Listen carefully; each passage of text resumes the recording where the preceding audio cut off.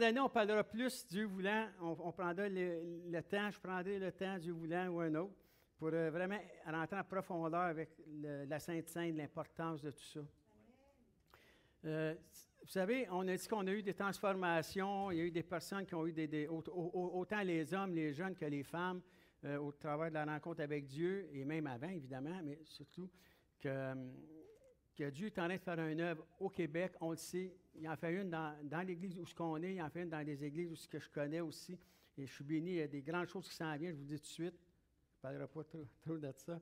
Mais Dieu est à l'œuvre. Peu importe ce qu'on peut entendre, ce qu'on peut voir, ce que les gens peuvent dire, je vous le dis tout de suite, Dieu est à l'œuvre. C'est son église et puis c'est lui qui fait l'œuvre. J'avais plusieurs affaires à vous parler ce matin, mais allons à l'essentiel, là. C'est toujours l'essentiel, évidemment. Je vois toutes les affaires que je veux partager, là.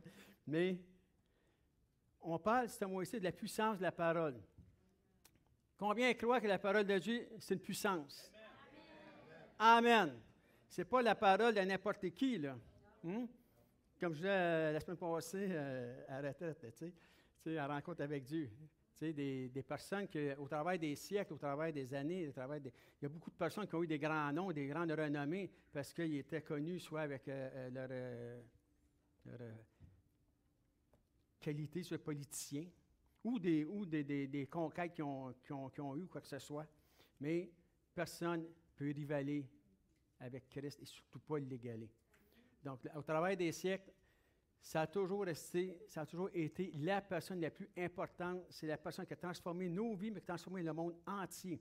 Et même après la mort de Jésus, on est en 2023, et puis on s'aperçoit que ça continue encore et encore et encore, et gloire au Seigneur. Je suis béni quand j'entends ça.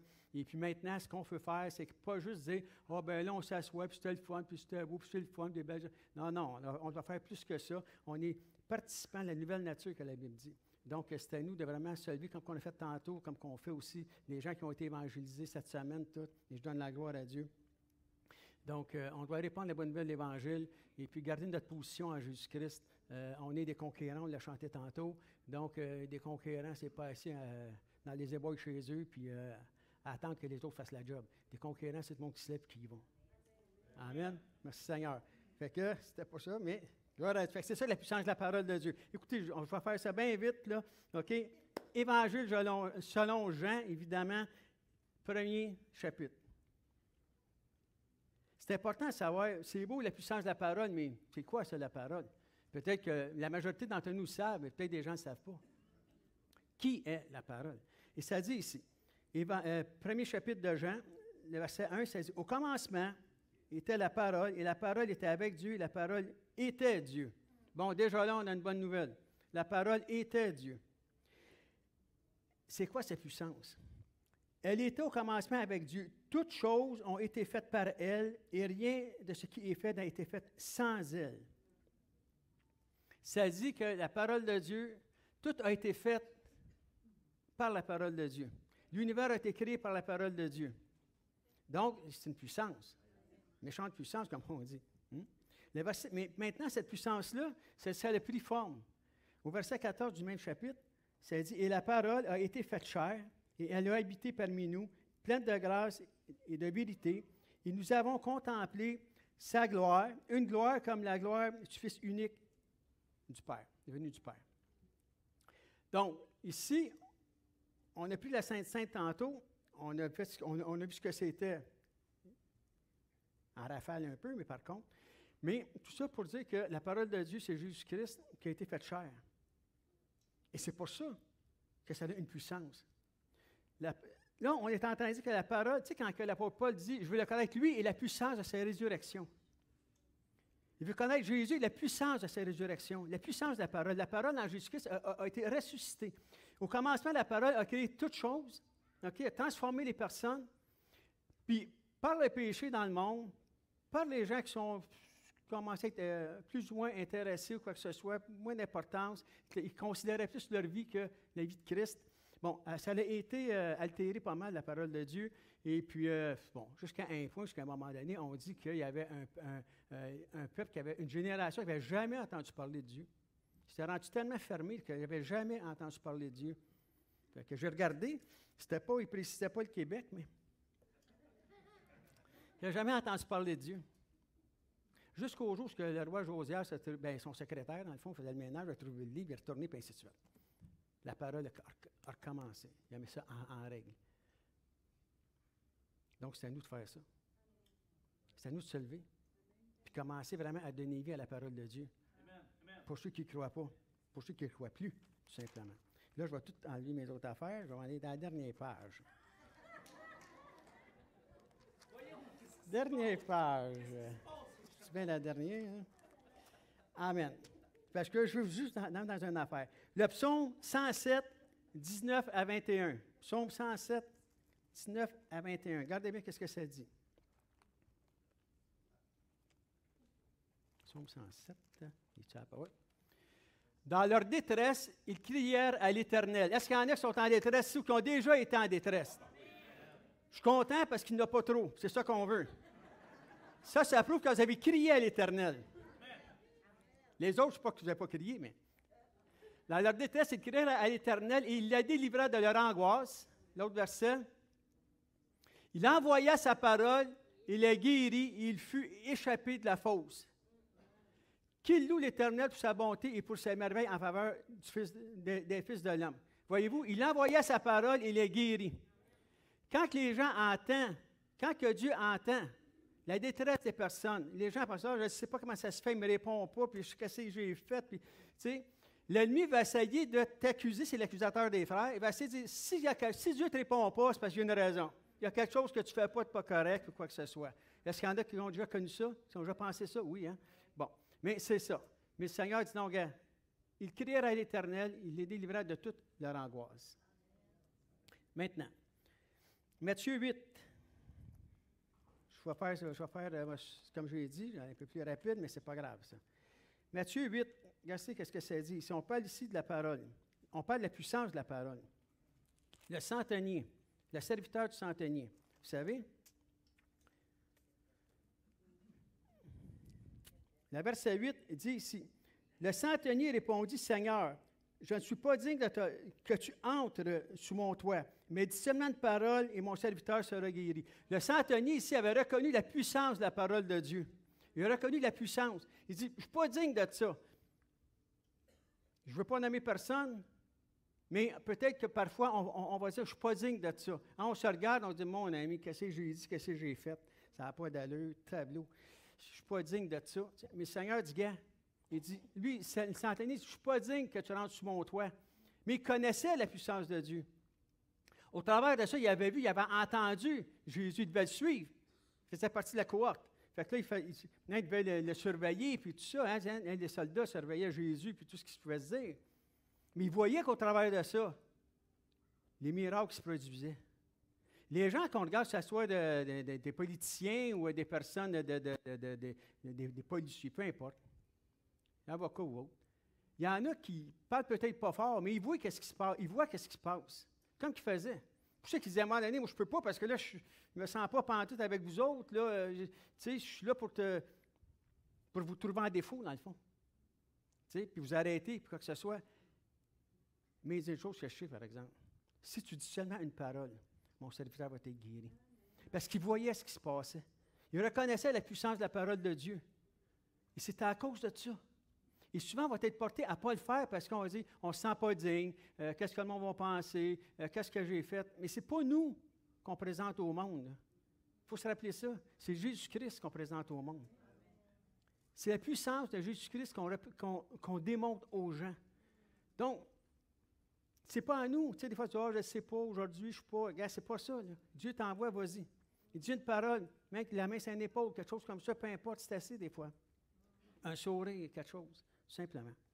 Donc, Marc 11, 24. Parce que la puissance de la parole de Dieu n'a pas de limite, mes amis. Amen. J'ai vu un amen, moi, là. Un autre tableau. Amen, merci Seigneur. 2, c'est bon, c'est bon. Regardez ici. C'est notre logique, mais souvent, qui parvient à nous... Tu sais, tu avances, tu veux recevoir une guérison, une délivrance, une restauration, ton couple, on a chanté le chant tantôt qui vient me chercher aussi. Là, sais, bien, c'est tout de chercher, là, je veux dire. Mais tu sais, ça dit que Dieu reconstruit ta vie. Dieu reconstruit ta vie.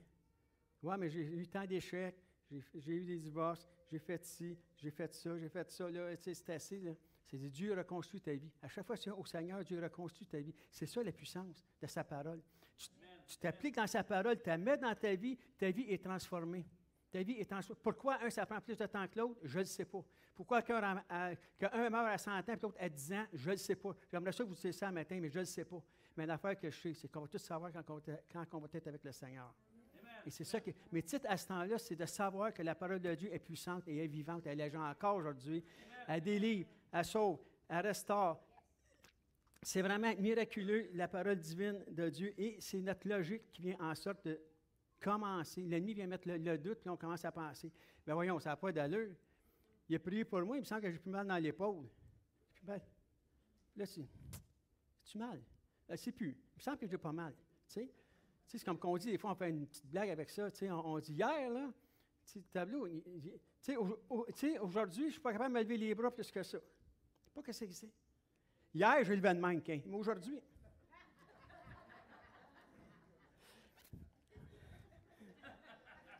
Fait que, tu sais, des fois, on est porté à se limiter. Hein? T'sais, on dit là, je suis limité aujourd'hui, mais hier, hey, ça y allait, mais aujourd'hui. Fait que c'est la même affaire. Mais la puissance de Dieu est la même. Donc, et regardez bien ce que Jésus dit ici. Pour aller contre notre logique, évidemment. Parce que si tu commences à faire ça, c'est un miraculeux. Tu sais, c'est un miracle que tu as. Tu as eu une touche du Seigneur, tu vivais. On a entendu le témoignage de mon frère dernièrement, Ghislain. Tu sais, bon, tu sais, ta vie, tu vis d'une certaine façon, tu rencontres le Seigneur, il te transforme complètement. Tableau. Là, tu essaies de comprendre comment ça se fait. Donc, oh, c'est peut-être moi, j'ai dans mes émotions, je ne sais pas. Tu sais. Ben non, essaie pas de comprendre, c'est divin. C'est un miracle. J'étais malade, je ne suis plus. J'étais à terre, je suis relevé. Je pensais juste à en finir avec la vie, puis aujourd'hui, j'encourage le monde à continuer. Combien de choses? On ne peut pas le comprendre. C'est la puissance de la parole de Dieu. Ouais, quand je faisais ça, des fois, je disais. Et Jésus nous rappelle ici, il nous dit quelque chose dans Marc 11. C'est pourquoi je vous dis, tout ce que vous demanderez en priant, je le répète, en priant, tout ce que vous demandez en priant, croyez que vous l'avez reçu et vous le verrez s'accomplir. La foi, c'est ça. La foi, ça dépasse l'entendement. La foi, c'est que ça n'a pas de sens. Puis il dit, le juste, mon juste, Dieu dit, mon juste, il vivra par la foi. Et non par la vue. Ah, moi, si je le vois, là, en tout cas, il faudrait que je le voie, ça. Mais oui, mais gars, c'est ça, tu ne le verras pas. Parce que ce n'est pas par la vue, c'est par la foi. Et c'est pour ça que tu entends la parole de Dieu, on pourrait passer la journée, ça me ferait plaisir aussi, mais, tu sais, ce que tu peux voir, les actions, que ce soit Gédéon, que ce soit de parler de David tantôt et combien d'autres. Abraham, Moïse, on peut tous les nommer. Daniel. Comment est-ce que Dieu a agi puissamment au travers de ça, puis c'est impensable. Tu sais, tu dis, ça ne se peut pas, c'est impossible. Mais Dieu est le Dieu des choses impossibles. Et c'est ça qui est intéressant. C'est ça qui est encourageant. Je sais que c'est impossible, Seigneur, mais tu dis, si tu crois, crois seulement. C'est pour ça que aux gens, on prie ensemble, on prie, on croit, on le prend par la foi. Oui, mais ça n'arrive pas, on continue, on le prend par la foi. On continue. Il faut vraiment aller contre ça. Tu vois, mais mes enfants, ça n'a pas d'allure, là. Plus ça va, là, c'est des vrais, ils vivent de telle et telle façon, puis tout ça. Puis, tu sais, la Bible dit pourtant, toi et ta famille, continue. Continue à croire. Continue à avoir des changements. Hier, j'avais une fête de famille. Une de mes sœurs, c'était son 50e anniversaire de mariage. Et moi, je suis béni parce que chez nous, on est des grosses familles, autant sur le côté de ma femme, sont 15 enfants, chez nous, 11. Fait que, mais il y en a une couple qui sont décédés maintenant. Mais les petits-enfants, je ne sais pas tout comment est-ce qu'on a, là. Mais je suis béni parce que ces deux côtés, il y en a quand même de plus en plus qui sont au Seigneur. Puis il y en a, ça fait longtemps, il y en a que c'est des ouvriers solides, là, en plus. Je suis béni de voir ça. Mais c'est une grâce. Mais ils ne sont pas tous sauvés. Puis ils ne marchent pas tous sur la ligne, comme on dit, là. Mais on garde la foi. On garde la foi. Et hier, j'étais là et je commençais à entendre parler une de mes mes sœurs dans le Seigneur aussi, mais c'est ma sœur dans la chair, qui a dit, « Hey, elle dit, Maître, mes fils, elle dit, mes fils, elle dit, Maître, ils commencent à me poser des questions, à parler du Seigneur, puis, tu sais, je dis, merci Seigneur, Amen. Fait que gloire à Dieu. Mais regardez, c'est pour ça que c'est important de vraiment croire ce que tu dis, Seigneur, ce que tu as fait.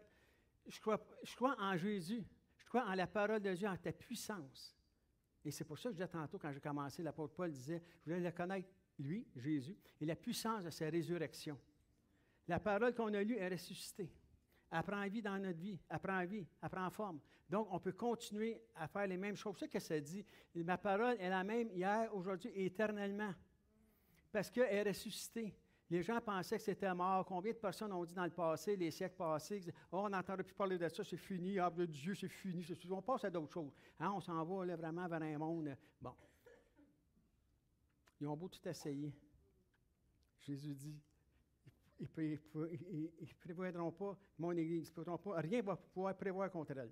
Donc, merci Seigneur, Amen. On est à la bonne place avec Christ. Amen, merci Seigneur. La majorité a dit oui, c'est bon. Vous savez quoi? Les gens disent, combien de personnes ont dit ça maintenant? Encore, genre, on entend ça, les personnes vont dire, « Ah, mais avant ça, c'était correct, là, avant ça, tu allais dans les églises, je sais que ça fait, mettons, plusieurs années, 30, 40, 50 ans, tu sais, qui vont dans les églises, qui ont vu des réveils, si on peut dire, au Québec ou ailleurs, évidemment, mais je parle du Québec ici, parce que le Québec, malheureusement, pour le moment, bon, mais Dieu est en train de faire son œuvre. C'était pas le Québec qu'on avait là, 20, 30 ans, 40 ans, là, mais quand même. Mais savez-vous quoi? Les gens disent, ce que jamais, on voyait des miracles, on voyait des guérisons, on priait pour les malades, les vies étaient transformées, le monde rentrait la tête à terre, il ressortait, glorifiait le Seigneur, quoi que ce soit. Comment ça se fait, donc? Comment ça se fait? On ne voit plus ça aujourd'hui. Pourquoi qu'on ne le voit plus? Parce qu'on ne pratique plus. Mais qui nous a arrêtés? On sait que c'est des ruses de l'ennemi, mais il n'y a pas personne. Moi, je n'ai pas connu un pasteur, moi personnellement, là, qui m'a dit, ah ben là, je ne sais pas qu'il y en a pas qui l'ont dit, là, mais moi, je n'ai pas connu personne qui m'ont dit, Richard, à partir de maintenant, là, tu sais, c'est fini, là, tu sais, l'affaire de prière pour les malades, puis pour les besoins, puis les vies transformées. Là. S'ils veulent venir, ils viendront, puis s'ils ne veulent pas, bien, ils s'en retourneront, puis... non. Puis si quelqu'un a dit ça, amenez-les, on va prier pour. Parce qu'il y a quelque chose qui ne va pas. Il y a quelque chose qui ne va pas. Ouais, mais aujourd'hui, tu sais, le monde, c'est pas pareil, hein? On est dans une autre affaire. Oui, mais ou peut-être. Le monde a changé, OK, mais pas la parole. C'est la même affaire. C'est ce qui fait que les personnes qui veulent s'engager avec le Seigneur vont dans des églises, puis là, sont engagées, puis là, s'aperçoivent que c'est moins engagé ou pas. Vas-tu continuer à y aller? On fait-tu d'autres choses? C'est important. On dit qu'on est la lumière du monde. On dit qu'on va faire attention à ce qu'on dit. On représente Christ.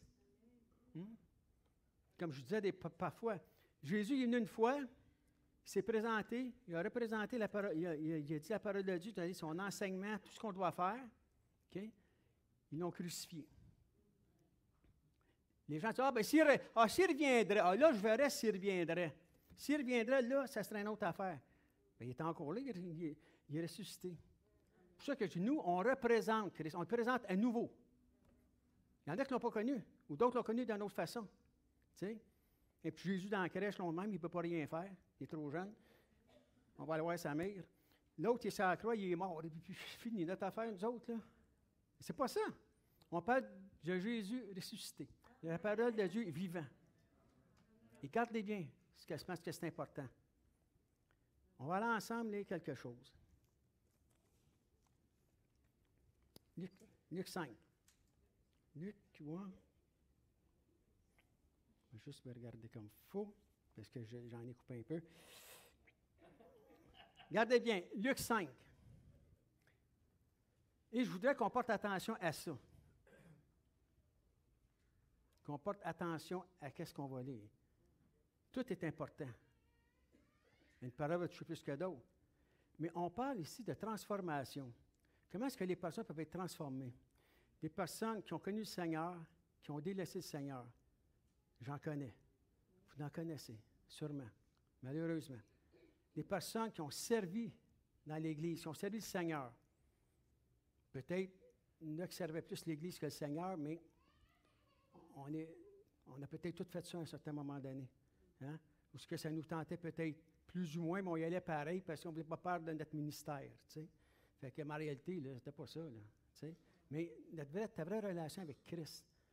Tu sais, dire, gars, là, bon, je sers Christ dans l'Église, dans le monde, dans la communauté.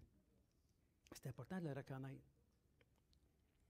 Mais ça dit, si on veut faire des choses comme ça, est-ce qu'on doit juste y aller quand ça nous tente, faire qu'est-ce qu'on veut? Non. Quand tu t'engages avec quelqu'un, là, tu t'engages correct. Tu t'engages dans l'armée, on t'engage dans l'armée de Christ. Tu ne peux pas dire, ça ne me tente pas en fin de semaine, puis hey, tu vas aller au Koweït, toi, il y a quelque chose. Non, je vais aller en camping à la place. C'est pas comme ça que ça marche. Tu sais? Il y a différentes choses, il y a des choix à faire. On sait dans qu'est-ce qu'on s'engage. Pour ça, tantôt, que j'ai dit, quand on prend la Sainte-Sainte, c'est un engagement qu'on fait. On ne peut pas juste faire ça à la légère comme ça. Là. On est engagé envers Christ. Et je vous le dis, je ne condamne pas personne, je ne veux pas faire peur à personne non plus, ce n'est pas ça vraiment. Mais faites attention. Réalisez le sérieux de la chose. Quand vous prenez la Sainte-Sainte, je vais en parler à un moment donné plus que ça, là, mais il faut être attentif aux gestes qu'on porte. Pas commencer à jaser avec un autre, puis commencer à dire, puis tout, finalement, on va aller chez Scores après, tu sais. On va parler de ça après, mais tu sors. Là, tu es à la table du Seigneur, il faut faire attention. En tout cas, OK, je vais en parler une autre fois, celle-là. Mais regardez bien ici, Luc 5, qu'est-ce que ça dit? Comme Jésus se trouvait auprès du lac Génézareth et que la foule se pressait autour de lui pour entendre la parole de Dieu. Pour entendre la parole de Dieu. C'est ça qui est écrit? La foule y allait pour entendre la parole de Dieu. La foule vient à l'Église pour entendre la parole de Dieu. Oui, on a des belles activités. Amen. On est une famille. On veut faire des choses ensemble et les Églises le font. Et c'est correct comme ça. Je ne crois pas que Dieu soit contre ça. Tu sais. Bon, on peut avoir ça donne l'occasion des rencontres fraternelles. Être ensemble, vivre ensemble, prier ensemble, partager, faire une amitié. C'est correct. Mais l'important, pour entendre la parole de Dieu, les gens se rassemblaient autour de Jésus parce qu'ils voulaient savoir qu'est-ce qu'il arrivait au juste. Ils avaient déjà entendu, il y avait une certaine pratique religieuse. Ils voyaient des choses, il y avait des choses, il y avait quand même des rituels, il y avait quand même, pratiquaient certainement une religion, quoi que ce soit. Mais il dit, ce qu'on veut, c'est qu'on veut vraiment, mais là, il s'est amassé pour entendre la parole de Dieu parce que c'était différent. Il l'entendait, j'imagine. Dans l'Ancien Testament, on peut voir les traditions qu'il y avait. C'était des personnes qui connaissaient la parole de Dieu, c'était des érudits. Ils entendaient, mais c'était pas ça qu'ils voyaient que c'était différent. La parole de Dieu, comment est-ce que Jésus la prêchait, comment est-ce qu'il parlait. Il agissait, il y avait des actions qui suivaient. Ce n'était pas que des rituels, des protocoles. Il arrivait là-bas, puis il savait ce qu'il arrivait. Donc, et ça dit ici, pour entendre la parole de Dieu, il vit au bord du lac 2 bacs d'où les pêcheurs étaient descendus avec leurs filets.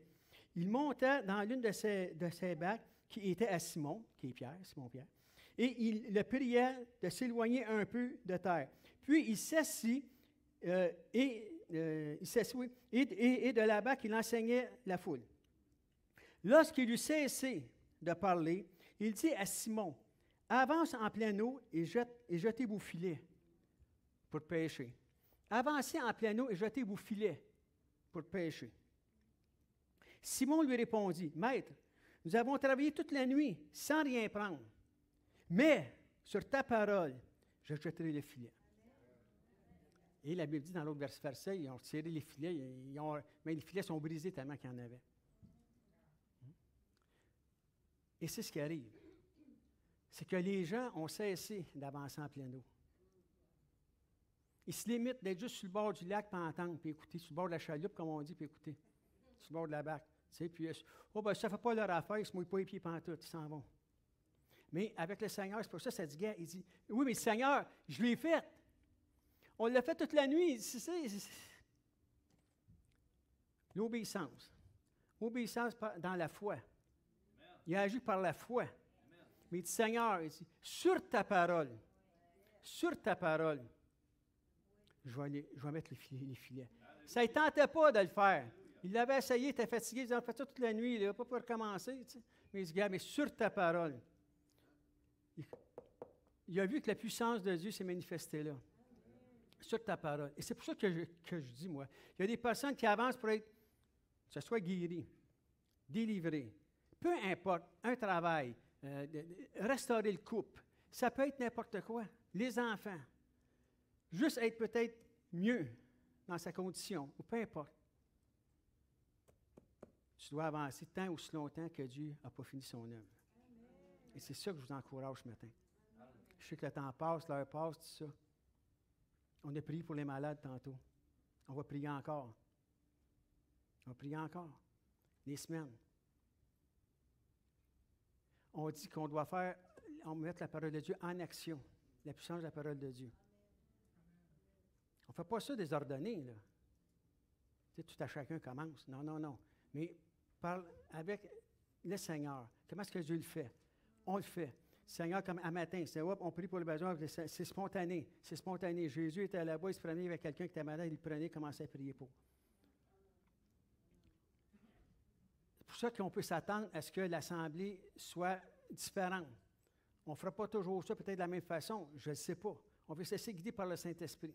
Mais juste une affaire que je veux que vous vous rappelez, peu importe la situation que vous avez, travail, école, échec, peu importe quoi, regardez ça, allez lire la parole de Dieu, mettez ça devant le Seigneur, laissez-vous diriger par le Seigneur, et je vous dis, gardez votre position en Jésus-Christ, peu importe qu'est-ce qui peut arriver. Vous allez avoir le meilleur avec le Seigneur, je vous le garantis. Gloire à Dieu, je vous le garantis. Merci Seigneur. Amen. Je voudrais aller un peu plus loin, mais on va continuer. Ce qui est important, c'est juste de se rappeler constamment, je dois avancer puis jeter mon filet. Je dois aller vraiment, je m'en vais en avant, puis je dis, Seigneur, je jette mon filet. Peu importe ce que c'est. Je suis attaqué dans mon corps, comme Lucie, par exemple, ou d'autres personnes, ou d'autres, la sœur qui s'en vient, ou d'autres personnes. Mais je ne vois pas les résultats, je ne vois pas les affaires, mais je vais jeter mon filet. J'avance en plein eau, j'y vais, puis je vais jeter mon filet. Je vais y aller, puis je prends par la foi. Je prends par la foi. Et je vous le garantis, que vous allez voir la gloire de Dieu se manifester puissamment. Et les gens vont voir ça, ils vont dire, hey, qu'est-ce qui se passe là-bas? Il y a bien du monde. Ils vont venir pour entendre la parole de Dieu. D'autres vont venir juste pour la curiosité, voir ce qui se passe. Il y a du monde qui sont touchés par le Saint-Esprit, des gens qui sont délivrés de toutes sortes de choses.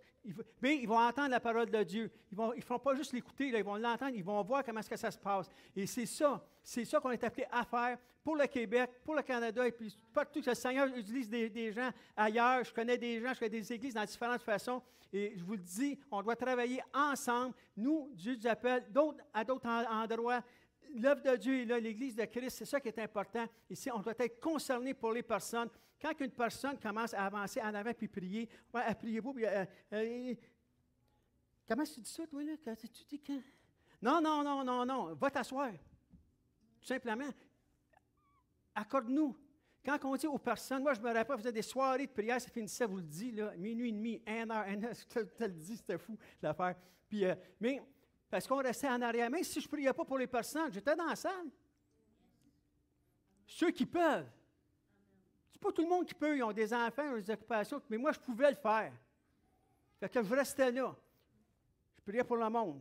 Je ne commençais pas à jaser. Je priais pour le monde. Je disais, Seigneur, merci Seigneur, pose ta main, Seigneur. Dieu, délivre cette femme, Seigneur. Comment t'as fait que je pourrais vous en compter toute la soirée, toute la journée? Parce que la parole de Dieu, la puissance de la parole de Dieu se manifestait. Aujourd'hui, si ça dérange un petit peu, oh, ben, j'aime pas bien ça, parce qu'il a crié, lui. Hein?